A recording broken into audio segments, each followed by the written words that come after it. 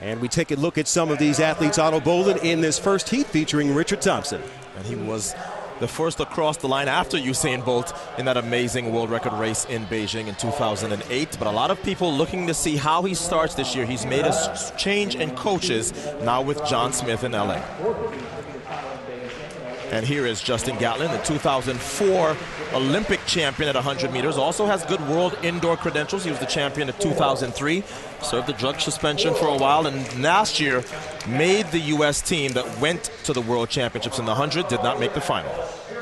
And here's a guy on the comeback trail after injury, but of course a huge ovation for him. He spent his collegiate years here at the University of Arkansas, has the world record on this track, but that's at 300. He's not known as a guy who can run these sorts of short distances, so probably just testing his newly rehabbed legs.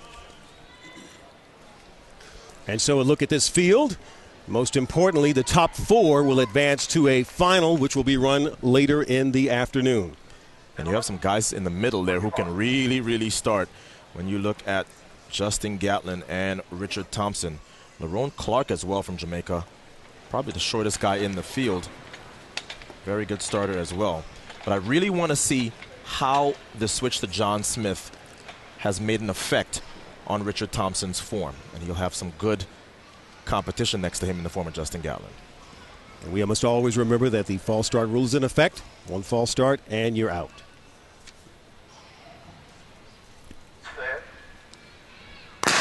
Fair start in this first race, and the top four are going to advance to a final later, and Justin Gatlin looking to try and hold on there, but in the middle of the track, it was Lerone Clark and trick traps and Richard Thompson there.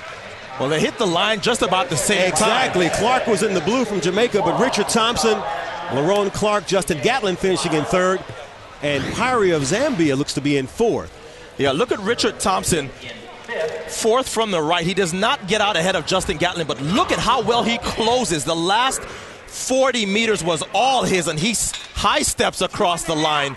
And this has to do wonders for his confidence. He looks to be a little bit more muscular, and he is down with Dan.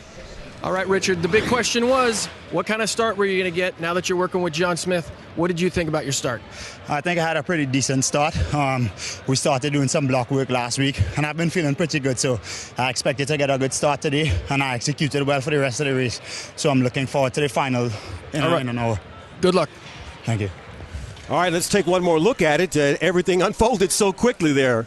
Yeah, I know Justin Gatlin had to be surprised to see Richard Thompson go by him like that. It's not often someone the caliber of Justin Gatlin gets a lead in a 60 and then sees it evaporate, but that's what happened. So let's take a look at the final results of this first heat of the men's 60. Richard Thompson wins it at 6:56.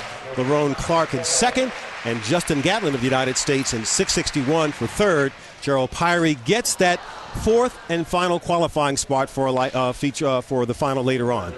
All right.